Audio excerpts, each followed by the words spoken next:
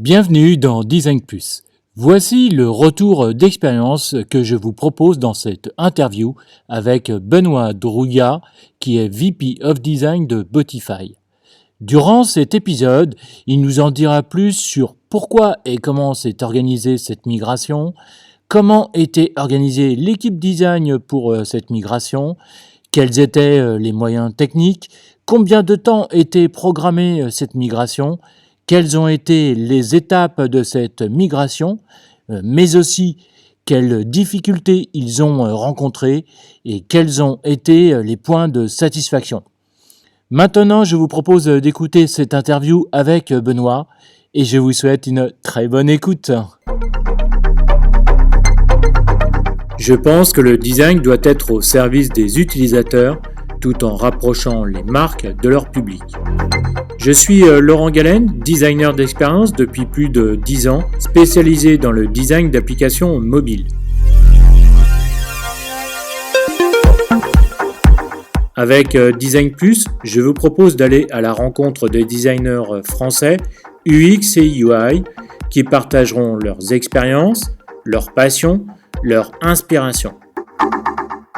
Bonjour à tous et bonjour Benoît, comment vas-tu ? Bonjour Laurent, je vais très bien, je suis ravi de participer une fois de plus au podcast Design Plus. Eh bien oui, c'est vrai, tu as entièrement raison, tu étais intervenu, je crois en juin 2020, pour nous parler du design, comment le design participe à la stratégie de l'entreprise.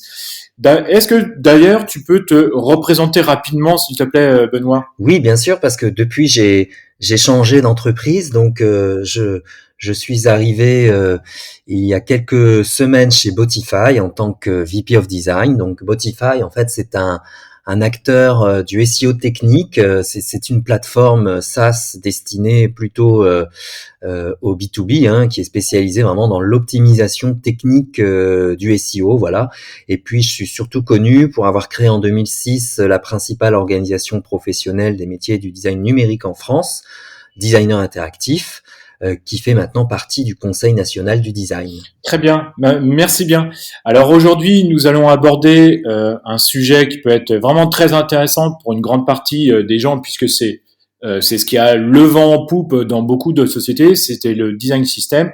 Et aujourd'hui, on va parler de comment migrer un design system vers Figma. Tout d'abord, est-ce que tu peux nous dire, Benoît, pourquoi voulais-tu aborder ce sujet, s'il te plaît ?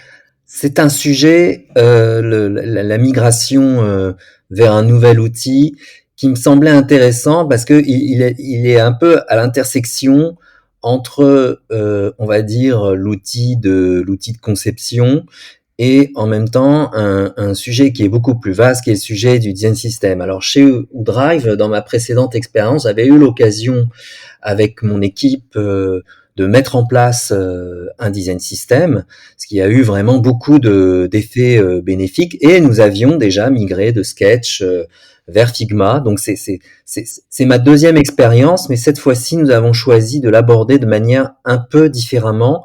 Et ce que je voulais surtout partager avec vous aujourd'hui, c'était un peu ce process de migration qu'on a mis en place. Alors j'ai été aidé d'ailleurs par Virginie Cou, qui est designer chez nous en prestation et qui vient de Tiga et qui a fait un remarquable travail de structuration de ce process de migration qu'on a pensé ensemble.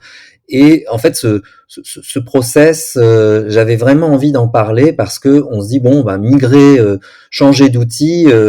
Voilà, il faut apprendre un nouvel outil, c'est bousculer un peu ses habitudes, mais en fait, les implications sont beaucoup plus lourdes qu'on pourrait penser en termes de process, d'organisation, d'alignement entre les équipes design et évidemment les équipes de développement front office. D'accord. Est-ce que d'abord tu peux nous resituer un petit peu le contexte de l'équipe qui avait anciennement chez Woodrive, s'il te plaît ? Oui, alors pour redonner un petit peu de contexte sur l'expérience précédente avec Woodrive, donc on était une équipe de 5 designers qui travaillions sur un portfolio de 6 ou 7 produits, donc c'était assez énorme. L'équipe était clairement sous-dimensionnée, très courageuse. et elle avait abordé en fait cette migration vers Figma suite à une expérience avec Sketch et un outil de versionning qui est abstract, qui permet notamment de pouvoir voilà gérer les versions de fichiers de Sketch. Et bon, on avait rencontré pas mal de soucis avec cet outil, et on s'était dit, comme chez Botify, qu'il y avait une vraie opportunité de passer sur un outil qui est devenu un standard du marché assez évident, hein, Figma. Donc c'est un outil de conception qui est puissant, et donc on avait vraiment tenu, comme aujourd'hui chez Botify, à utiliser toutes les potentialités de cet outil, à la fois pour la collaboration, pour le prototypage et pour structurer le design system. Donc c'était une migration qui avait été relativement courte, puisque Quentin, le designer, Quentin Lambert, d'excellent designer qui a travaillé dessus, nous avait beaucoup aidé, préparé, nous avait vraiment mâché le travail en fait, Quentin. Et là aujourd'hui chez Botify, le contexte est un peu différent, parce que on a plus Quentin, même si on a Virginie qui nous aide énormément. On s'est dit que c'était important que chaque membre de l'équipe puisse vraiment participer à ce process de migration, de manière à ce qu'on soit un petit peu tous aussi, je pense, en vraie capacité de reprendre indépendamment les uns des autres les sujets, parce que si on devient trop dépendant d'une personne pour nos outils et pour les sujets de migration, c'est un peu dommage. Et donc on a dit que voilà, on allait tous se responsabiliser là-dessus. D'accord. Est-ce que vous aviez, avant de migrer vers Figma, vous aviez étudié d'autres possibilités, soit de rester dans le contexte actuel, ce que tu disais, ou soit vers un autre outil que Figma? Alors on n'avait pas vraiment envisagé d'autres outils, mais oui, on aurait pu envisager un statu quo plus long, parce que je pense que, comme pour toute équipe, on a énormément de projets en cours, les designers sont quand même bien occupés, et en quelque sorte leur mettre par-dessus un sujet de migration, c'est aussi un peu se compliquer la tâche quelque part. Donc et on a vraiment essayé de mesurer le pour et le contre de cette migration, et on y a clairement vu plus de bénéfices que d'inconvénients, hein, parce que bien sûr ça donne beaucoup de travail, mais il y a énormément de bénéfices attendus, et ça c'est quelque chose qu'on a bien regardé aussi avant d'engager le travail. D'accord. Est-ce que tu pourrais maintenant commencer à nous expliquer un petit peu comment vous avez fonctionné, qu'est-ce que vous avez mis en place, Ouais, bien sûr. euh, voilà, s'il te plaît.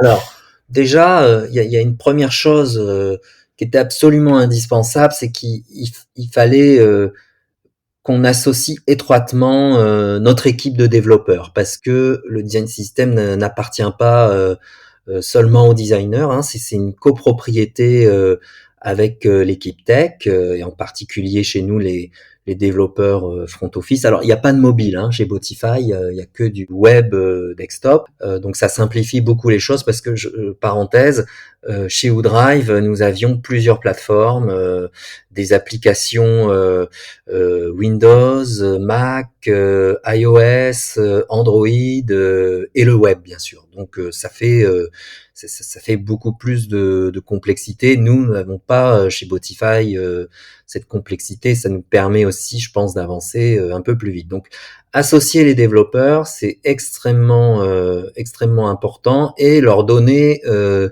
aussi un peu le contrôle et la visibilité sur ce qui va être fait, voire complètement concevoir en fait ce process de migration avec eux, et le design system avec eux aussi bien sûr. Donc on ne voulait pas en fait qu'ils subissent, je dirais, un changement d'outil de la part de l'équipe design, sans s'assurer que ça puisse être à la fois pleinement accepté pour eux, et que ça soit satisfaisant aussi de leur point de vue. Donc on les a beaucoup consultés. Et ils étaient bien sûr d'accord. On a même rencontré dans l'équipe plusieurs personnes assez enthousiastes à l'idée d'accompagner l'équipe design dans cette migration, parce que bien entendu, on peut pas associer tout le monde dans la migration, même s'il va y avoir beaucoup de communication. Et donc voilà, on a on a dit que on prenait voilà au moins un référent permanent qui fait tous les ateliers avec nous. Est-ce que tu peux me dire, Benoît, s'il te plaît, combien de temps vous avez mis pour cette migration et quels étaient en fait les objectifs? Alors, c'est une migration qui est toujours en cours parce que on a estimé le planning de migration à peu près 4-5 mois. Ça peut peut-être être un peu surprenant, cette durée de 4-5 mois, mais comme je l'ai dit précédemment, on a tous les autres projets qui continuent, hein, qui sont toujours en running par ailleurs. Et pour nous, c'était assez important de ne pas interrompre en fait le flux continu de projets que nous avions, parce que voilà, la roadmap ne peut pas vraiment attendre. Alors après, dans les objectifs qu'on s'était fixés pour cette migration, ben, bien sûr, il y a un premier objectif qui est assez évident, c'est la rationalisation de nos outils de design, parce que Figma permet de combiner les usages de Sketch, de Marvel que nous utilisions pour le prototypage, de Dropbox parce que c'était là où étaient stockés nos fichiers, et même potentiellement de Miro, même si nous allons continuer à utiliser Miro pour les ateliers, parce que avec FigJam, eh bien, on peut avoir une collaboration, voilà, très fluide. Pour l'avoir beaucoup testé, c'est vrai que c'est assez intéressant de pouvoir condenser en fait tout le workflow finalement dans un seul outil. Ensuite, deuxième objectif, c'était justement d'avoir un workflow de conception qui soit plus simple, hein, c'est-à-dire au niveau des itérations, au niveau de la façon dont on peut laisser des commentaires sur les maquettes, la façon dont on passe des écrans au prototype, c'est la même chose. Dans Figma, c'est quelque chose qui est assez facile. Pareil, pour mettre à disposition un prototype à des fins de test utilisateur, c'est très rapide à faire dans Figma. Il y a quasiment aucune préparation supplémentaire à effectuer, et voilà, ça s'intègre très bien, sachant que nous, pour les tests utilisateurs, on utilise une plateforme de test qui s'appelle Maze, qui est assez connue, et donc c'est parfaitement intégré avec ça. Donc il y avait cette question voilà du workflow de conception nous qui nous intéressait. Créer une source de vérité unique aussi, ça c'était quand même un gros sujet, parce que en fait les anciens composants du design system qui étaient dans Sketch pour Botify, c'était des composants statiques qui n'étaient pas dynamisés, donc on n'utilisait pas vraiment de librairie dynamique, et donc on voulait éviter de gérer des fichiers unitaires voilà comme précédemment, centraliser la librairie de composants. Et puis bien sûr, tout ça nous permet d'avoir une meilleure cohérence dans la conception au global, hein, parce que bah, c'était source d'erreur le fait d'avoir des petits bouts de composants un peu partout qui n'étaient rattachés à aucune librairie centralisée. Donc au final, je pense vraiment un fort gain de productivité hein, grâce aux features de Figma. C'est sûr que l'application elle-même, elle est plus performante et elle est plus fluide. Elle nous permet de gérer du versionning, l'auto-layout, le multi-librairie. Voilà, il y a énormément de...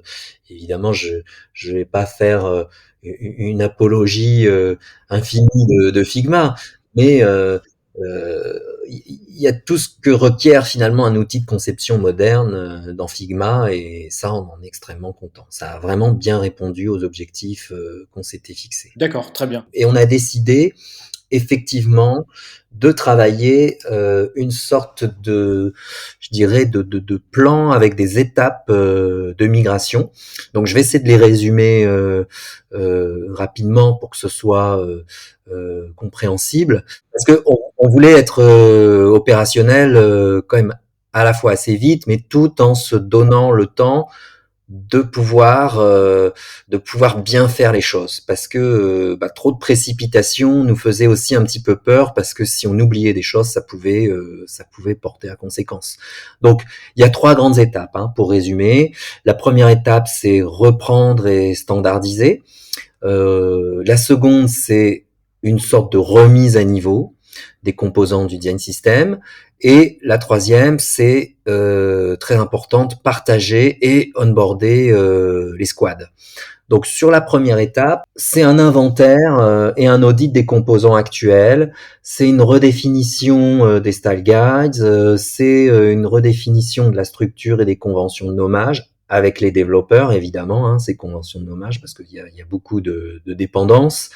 Définir aussi comment on va créer des nouveaux composants, quelles sont les étapes, les conditions, comment on va itérer dessus pour améliorer des composants existants, comment on va créer et structurer la nouvelle librairie de composants dans Figma. Voilà déjà un aperçu des activités en fait qu'il faut embarquer en fait. Excuse-moi, ça veut dire que dans cette première étape, ça veut dire que ça soit inventorier, définir la structure, définir le process de création, ça veut dire que à chaque fois, il y avait un atelier en amont pour travailler ensemble les designers, les développeurs, peut-être d'autres personnes aussi, ou c'était indépendant. Alors, on a essayé de rendre ces ateliers, donc il y a eu 4 ateliers, ces 4 ateliers le plus indépendants les uns des autres, même si bien entendu, tant qu'on n'a pas fait un audit complet, c'est assez difficile de se projeter dans la suite. Hein. Ça joue un peu comme une fondation, hein, ce travail d'audit. Donc là, je n'invente rien, hein, il est bien connu. Hein, cette activité d'audit est quand même assez, je pense, bien partagée dans la profession. Ce qu'on a peut-être fait de manière un petit peu plus formalisée, c'est tout ce qui touche à la définition des conventions de nommage, tout ce qui est définition de process qui là est un peu plus sur mesure et qui est contextuel, si je peux dire, à l'équipe design et à l'équipe dev. Voilà. D'accord, très bien. Ensuite, il y avait la remise à niveau.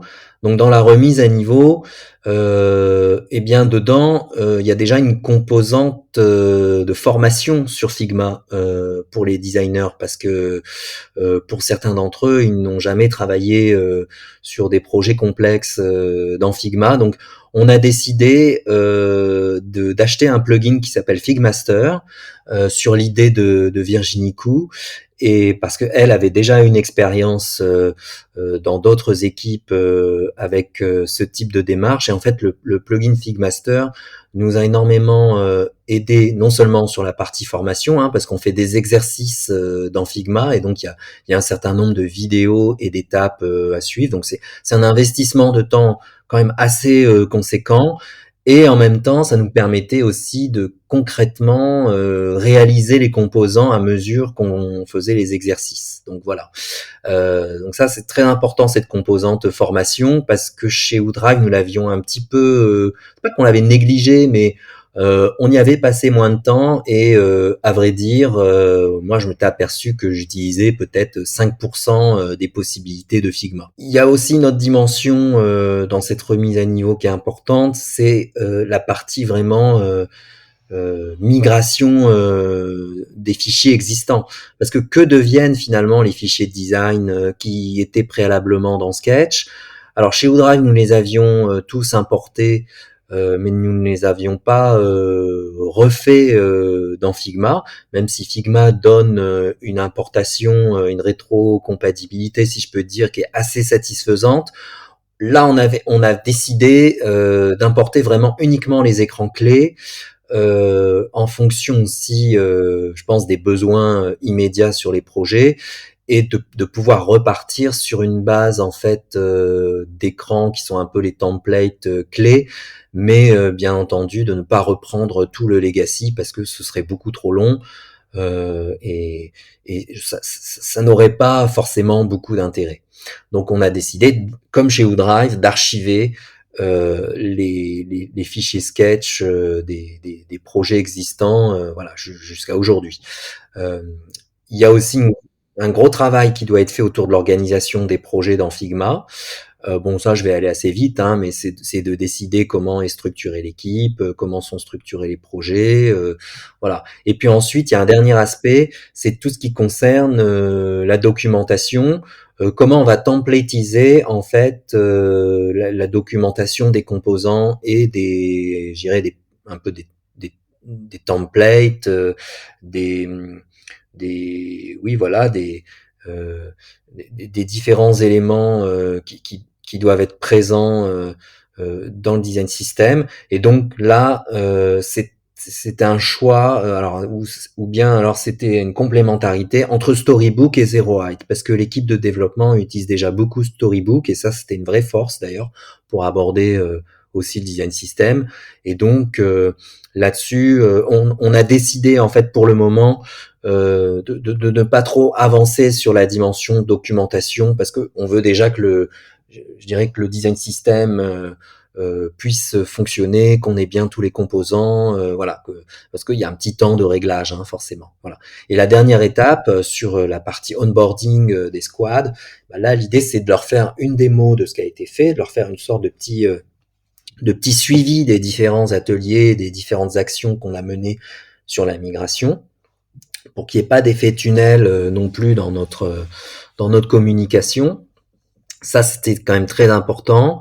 Pouvoir aussi montrer l'interface de Figma aux développeurs. Alors vous allez me dire, bon, c'est pas forcément très compliqué, mais nous on avait une habitude de créer des end-off, c'est-à-dire ce sont je dirais des livrables d'écrans de design avec pas mal de documentation par-dessus. Voilà, c'était pas vraiment automatisé. Figma permet d'automatiser au maximum les end-off, et on s'est aussi reposé la question avec les devs de quels étaient les besoins exacts de documentation sur les écrans qui sont livrés, parce qu'on ne voulait pas, je dirais, à la fois les priver d'un niveau je dirais, de détail sur comment implémenter les écrans, et en même temps, on voulait pas non plus pour l'équipe design se donner plus de travail qu'il n'en fallait. Voilà. Et on a mis en place aussi un channel sur Slack de manière à pouvoir voilà, communiquer autour de cette migration et du design system. Benoît, est-ce que tu peux nous dire quels sont les points difficiles que vous avez rencontrés durant cette migration et comment vous les avez contournés, s'il te plaît? Je dirais que un des principaux points difficiles dans cette migration, c'est la question du temps que nous pouvions consacrer à ce gros projet transverse, puisque tout le monde était déjà assez pris sur ces projets courants.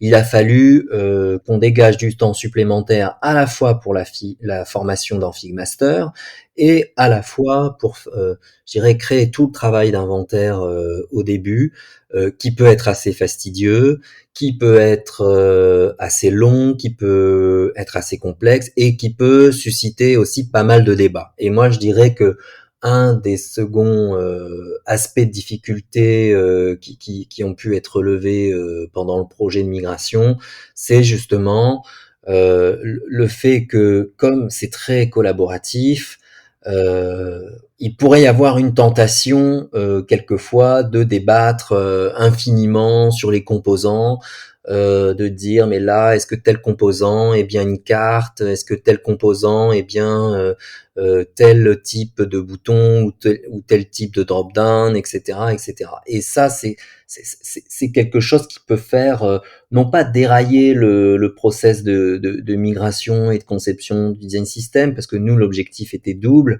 mais qui peut en tout cas, je dirais, un petit peu diluer finalement la démarche qu'on a eue. Et en fait, je pense que aussi l'équipe a eu la sagesse de se dire, bah, quelquefois, on s'est aperçu qu'il y avait des grosses incohérences sur certains points ou des choses à améliorer. Et on se dit on va pas prendre les combats tout de suite, on débattra plus tard et on examinera plus tard. Et en fait, je dirais que ce qui est vraiment critique, c'est aussi le travail de priorisation dans ce type de projet, parce que on ne peut pas tout aborder vraiment de front. Même si nous, la suite produit que nous avons est quand même relativement unifié. Bon, il y a toujours un petit peu de legacy qui peut traîner dans certains écrans plus anciens, mais nous avions la chance quand même d'avoir déjà cette unification de la suite logicielle, ce qui n'est pas toujours le cas en fait. Par exemple, chez ODrive, c'était pas le cas du tout. Tout était très très disjoint et il y avait beaucoup je dirais, de couture visible. Là, c'est beaucoup plus sans couture chez Botify. Voilà, ça c'est plus une non difficulté, mais ouais, je dirais que la priorisation, ça fait vraiment partie des gros sujets. D'accord.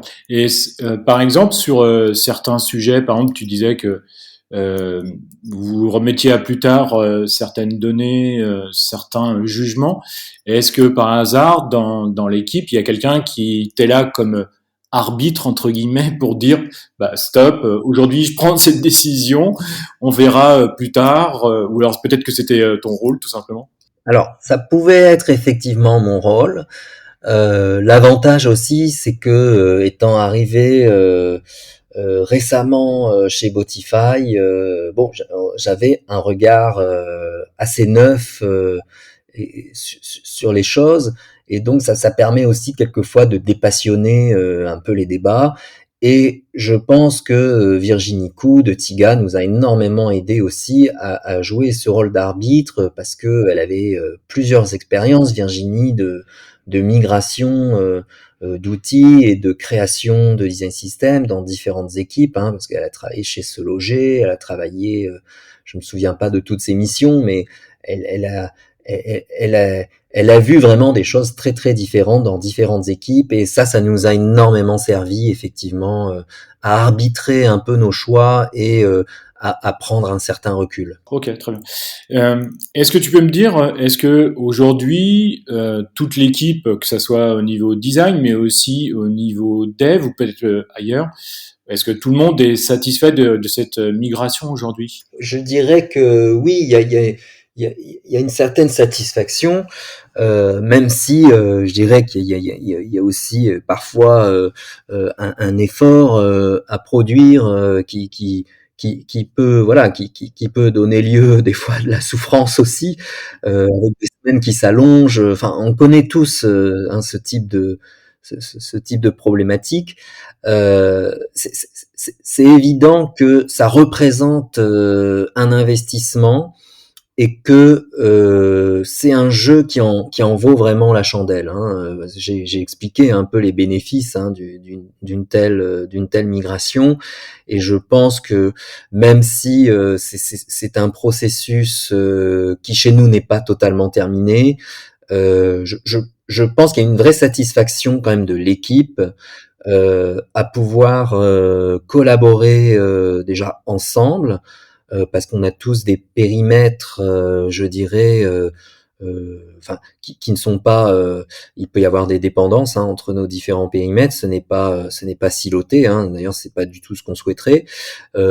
Mais ça fait une sorte de projet commun qui mobilise l'équipe. Donc ça, c'est très satisfaisant, et ça fait aussi un prétexte supplémentaire pour travailler avec la tech, pour trouver vraiment une façon finalement d'aligner nos visions et nos objectifs, et le fait d'avoir ces objectifs partagés, moi je trouve que ça fait énormément de bien à l'équipe, et en cela oui, les gens sont très satisfaits, je pense, du travail réalisé. D'accord. Et côté dev, par exemple, qu'est-ce qu'ils en pensent? Ils sont ultra fans, par exemple, ou ils l'utilisent tous les jours? J'imagine que oui.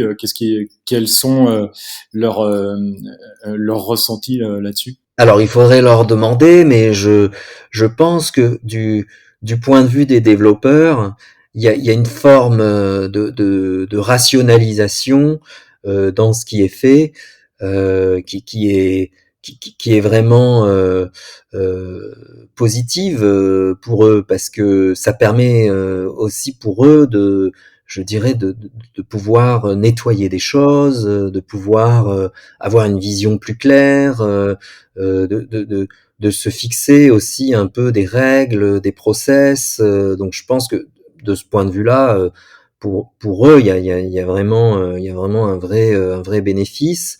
Et je me souviens d'ailleurs de Jocelyn, qui est un de nos développeurs front office, qui, au moment de l'inventaire des composants et des styles dans l'application, a fait une petite moulinette pour trouver le nombre de couleurs utilisées dans les CSS partout dans l'interface, et on avait trouvé quelque chose comme 3000 ou même plus, je crois que c'était 6000 couleurs différentes, ce qui montrait voilà le besoin en fait criant de de retravailler les design systems, de le re-rationaliser et de voilà de faire un peu ce ménage de printemps salutaire, je pense, aussi bien pour les devs que pour les designers. Et je pense que c'est avec ce genre, par exemple, de petits points surprenants que on se rend compte que finalement les objectifs des designers et des développeurs convergent totalement. En tout cas, nous, ils ont fait plus que jouer le jeu, hein. Ils ont été vraiment partie prenante, et ça, je dirais que c'est, oui, ça fait chaud au cœur quand même de voir que ils ont pleinement saisi les enjeux autour de ce design system, parce qu'ils sont aussi très souvent les premiers à nous dire utiliser des composants standardisés, on voudrait faire le moins possible d'éléments custom dans les interfaces. Moi, j'y ai été confronté déjà sur certains de mes prototypes. Et en fait, ce que je trouve génial chez Botify, c'est que c'est toujours un dialogue hyper constructif, et qu'il y a une vraie envie en fait chez nos développeurs, comme chez les designers, de bien faire ensemble, et à la fois de respecter le travail des designers, ce qui nous aussi nous donne encore plus envie de respecter le travail des développeurs, et de trouver, je pense, les bonnes choses aussi pour leur euh, pour leur faciliter la vie quand c'est possible. D'accord, super ça. Est-ce que tu peux me dire aujourd'hui quelles sont les prochaines évolutions par rapport à ce design system alors? Je dirais qu'un des gros chantiers qui reste sur le design system de Botify, c'est probablement la partie documentation. Nous ne savons pas encore à ce stade si on va tout documenter dans Storybook avec le code de démo des composants, ou bien si nous allons utiliser un outil séparé comme ZeroHeight par exemple. Parce que cette documentation, on s'est aperçu qu'elle est assez vitale en fait, notamment lorsqu'on doit onboarder de nouveaux designers. Sinon, c'est très difficile de savoir comment, dans quel contexte, avec quelles limites utiliser un composant dans un prototype ou dans une interface. Et voilà, je pense que ça c'est un des axes forts. Et puis, je pense que s'il y avait un deuxième axe fort aussi, c'est une capacité à avoir une approche incrémentale sur l'évolution en fait des composants du design system, parce qu'il y a plein de choses qui nous, en tant que designers, nous satisfont pas totalement dans les interfaces, des composants qu'on aimerait revoir, parce que parfois on voudrait utiliser plus de design patterns, plus les standardiser, ou bien parce qu'on a benchmarké, qu'on a trouvé de meilleures solutions d'interface qui répondraient mieux à nos cas d'usage. Et on sait très bien qu'on ne peut pas changer radicalement une interface. C'est d'ailleurs pas du tout souhaitable, hein. Et cette évolution très lente, je me souviens avoir dit à l'équipe récemment que en fait il fallait se préparer à avoir 4 ou 5 années en fait de travail avant d'avoir peut-être une transformation totale de l'interface, avec voilà, soit des composants plus modernes, soit des composants qui répondent mieux à certaines choses. Et c'est comme je vais prendre une métaphore un peu douteuse. Un design system, c'est un peu comme une maison France 5, quoi. On hérite d'une grange avec un potentiel super, mais au bout de 2 ans, il faut refaire le toit, il faut réhabiliter certaines parties du bâtiment. Il faut voilà et bon, c'est une métaphore aussi bien connue de l'architecture, hein, architecture de l'information. Et je pense que c'est assez opérant dans le design system. C'est comme voilà, avoir hérité d'une très belle maison de famille, et bien cette maison a beau avoir un splendide héritage, avoir un côté je dirais très parfois très chaleureux. Il y a aussi des parties de la maison qu'il faut revisiter régulièrement. Ben, le design system, c'est ça aussi, quoi. Là, on peut même généraliser le propos. Hein. C'est pas seulement, bien sûr, chez Botify. Hein. Je pense que c'est dans toutes les maisons, et même pour les constructions récentes. Je pense, j'en sais rien, à mes amis de Payfit, de Doctolib, de toutes les autres, de Alan, de toutes les autres entreprises tech de la place de Paris et de France. Même quand les constructions sont récentes, il faut évidemment revisiter très régulièrement. Oui, oui, absolument. Je pense que c'est essentiel pour pouvoir le tenir à jour, parce qu'il y a des évolutions dans la société, dans l'équipe design, même dans le système lui-même, ou une évolution même de la charte, par exemple, des choses comme ça. Donc c'est évident. C'est vrai qu'on a peu parlé des évolutions de branding, mais ce sont aussi des choses, bien évidemment, qui doivent s'intégrer de manière très étroite avec le design system. Donc chez nous, l'équipe brand est une équipe séparée de l'équipe product design. Donc ça suppose aussi une certaine coordination, de s'assurer que nous, on a bien interprété les éléments de brand voilà, de façon correcte. Et puis, il y a aussi une réalité, c'est que plus on travaille sur un produit, plus on a une connaissance fine, et que ce que nous aurions fait il y a 6 mois, nous le referions probablement plus de la même façon, et que l'expérience progresse, et que du coup, c'est une sorte d'objet vivant finalement le design system. Oui, oui, absolument. Je suis entièrement d'accord avec toi. Et aujourd'hui, qu'est-ce que tu retires de cette expérience, s'il te plaît? Alors, ce que je retire de cette expérience, c'est vraiment le travail d'équipe, pour moi, qui a totalement primé dans cette affaire. C'est un vrai exercice collectif. Donc moi, j'en retire beaucoup de fierté pour l'équipe, hein, évidemment. Je pense que il y a un autre aspect, comme je l'ai dit un petit peu, c'est la nécessité de prendre du temps tout en planifiant, parce que on veut que dans la tech, tout aille très vite, tout disrupter, et en fait, quelquefois, voilà, c'est mieux d'y aller par étapes, voilà, par différentes étapes progressives. Et puis, je pense que il y a vraiment cet aspect aussi très fort du travail avec les développeurs. Bon, j'ai beaucoup insisté dessus. Je pense que ces dépendances, voilà, elles sont vraiment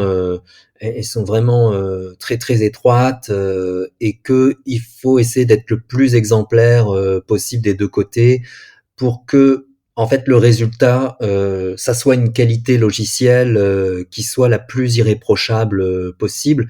Et Dieu sait que c'est un effort, et que ça, ça, ça demande, je pense, beaucoup de pratique collective, en fait, ça, pour y arriver.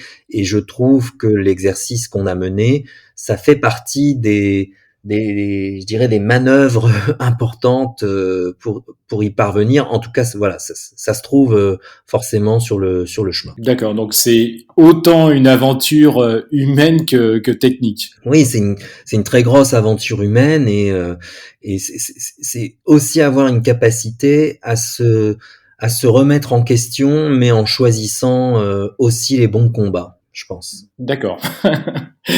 Et est-ce que tu peux nous dire quelles erreurs as-tu faites, s'il te plaît? Les erreurs qu'on a pu faire dans ce processus de migration, c'est peut-être avoir sous-estimé le temps de formation nécessaire pour pouvoir exploiter toutes les potentialités de Figma, parce que c'est un outil très très riche. Ça, c'est une problématique d'ailleurs qui s'applique très souvent aussi aux utilisateurs de toute interface logicielle.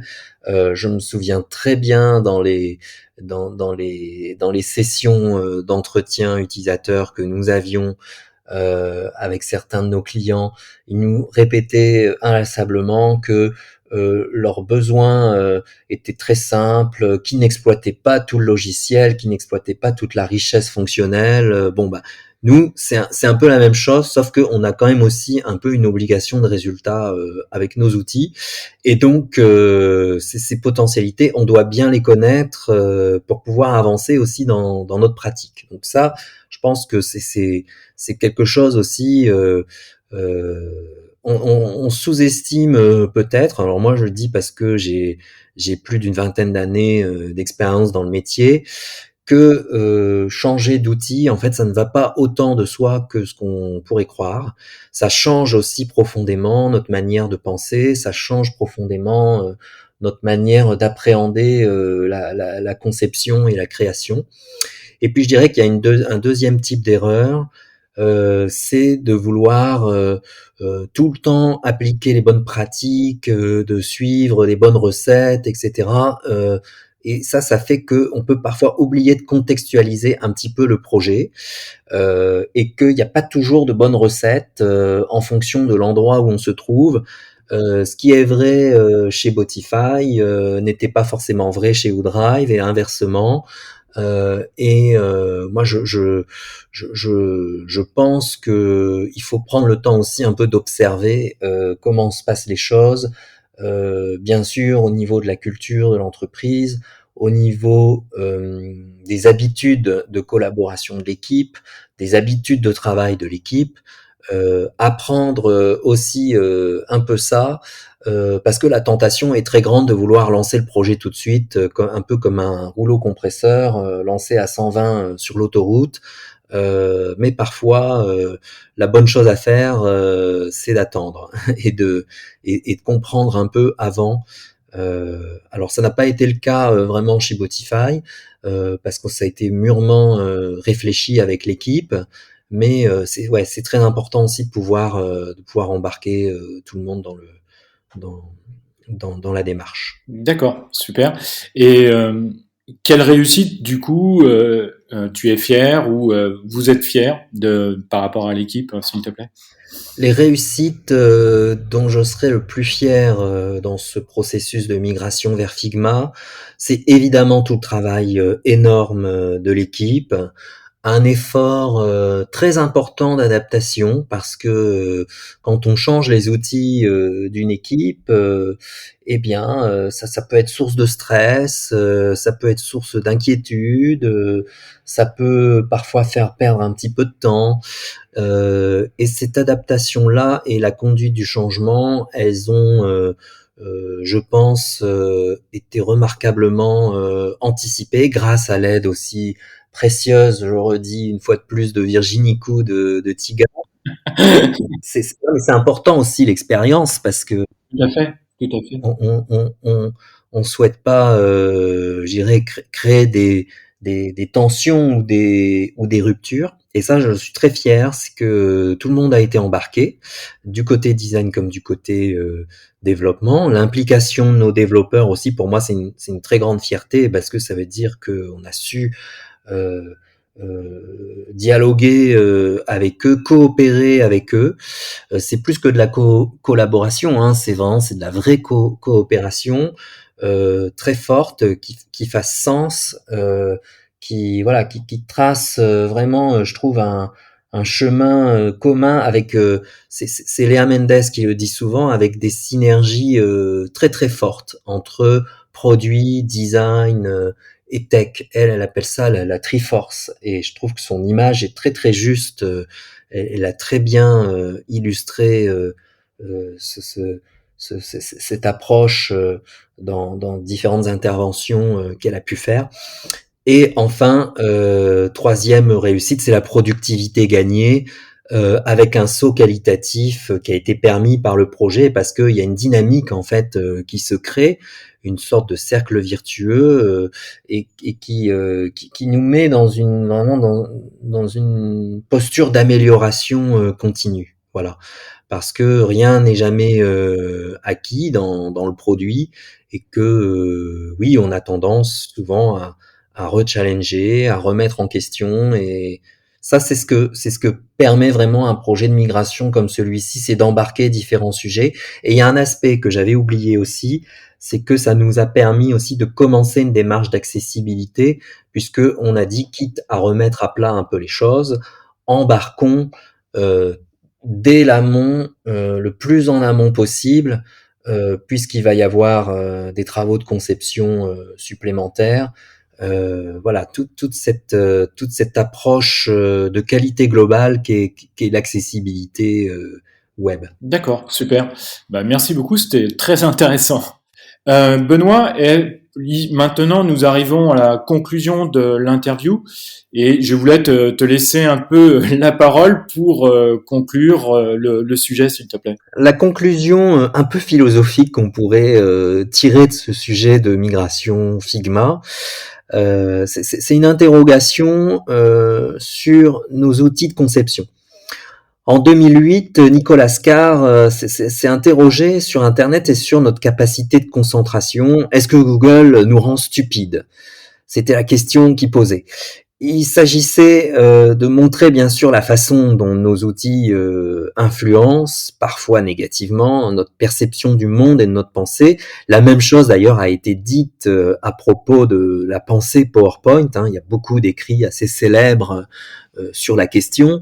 Et je pense que en ce qui concerne les outils de prototypage et de formalisation de la démarche de design, euh, c'est un peu la même chose. Ils sont aussi les médiateurs entre les designers, les idées des designers et la matière numérique qu'on est amené à façonner tous les jours à travers nos projets. Moi, je serais intéressé de savoir ce qu'on dira de Figma dans quelques années. Est-ce qu'on en pensera la même chose que ce qui est aujourd'hui pensé de PowerPoint ou est-ce que ce sera la même chose pour Sketch? Est-ce que l'outil laisse encore de la place pour de l'intuition créative et pour l'imagination?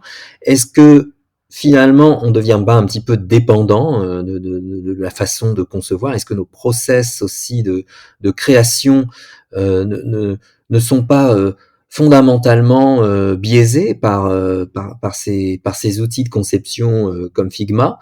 Est-ce que nos outils aussi ne risquent pas de devenir d'ici quelque temps des sortes de déterminisme un peu mécanique? Je pense par exemple à l'introduction du machine learning dans ces outils de conception. Alors on a beaucoup dit au départ qu'ils allaient remplacer les designers, que nous allions être disruptés, voilà, au même titre que les autres travailleurs de la tech, comme les développeurs.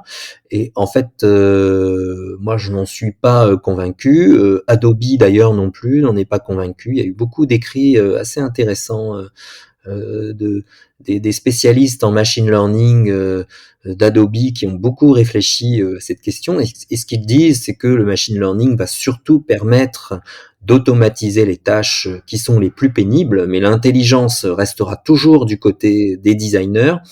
Et au final, pour conclure avec une petite citation de Nietzsche, il disait en fait au moment d'écrire l'un de ses ouvrages, après avoir acheté une machine à écrire, il découvrait en fait vraiment l'écriture avec la machine, hein, puisque auparavant tout était fait de manière manuscrite. Il dit ceci: nos outils de design participent à l'éclosion de nos pensées. Ben, on pourrait dire de la même façon que nos outils de conception participent à l'éclosion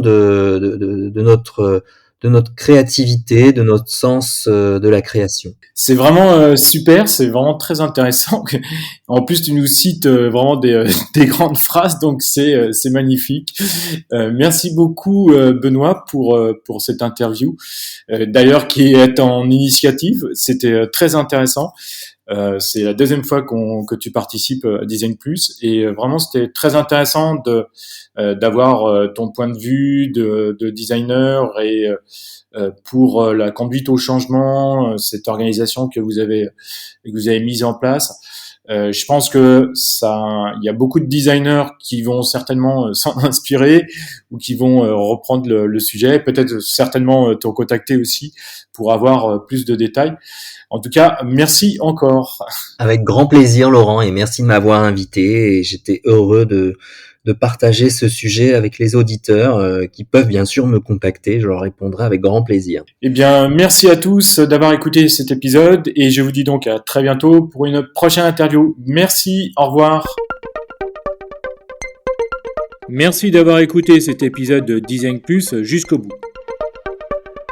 Maintenant, partagez cet épisode à 2 personnes autour de vous et mettez une note de 5 étoiles ou un pouce en l'air avec un commentaire sympa. Cela me permettra d'échanger avec vous et de faire monter mon podcast dans les classements. Je vous donne rendez-vous prochainement pour un nouvel épisode. N'oubliez pas de vous abonner à ce podcast.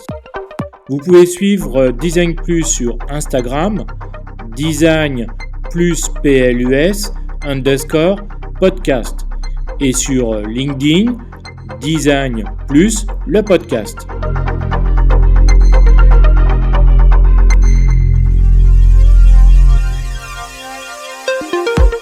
Ce podcast est disponible sur Apple Podcast, Spotify, Google Podcast, YouTube, encore et sur d'autres plateformes.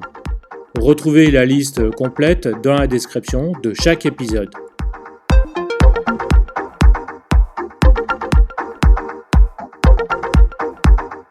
À bientôt!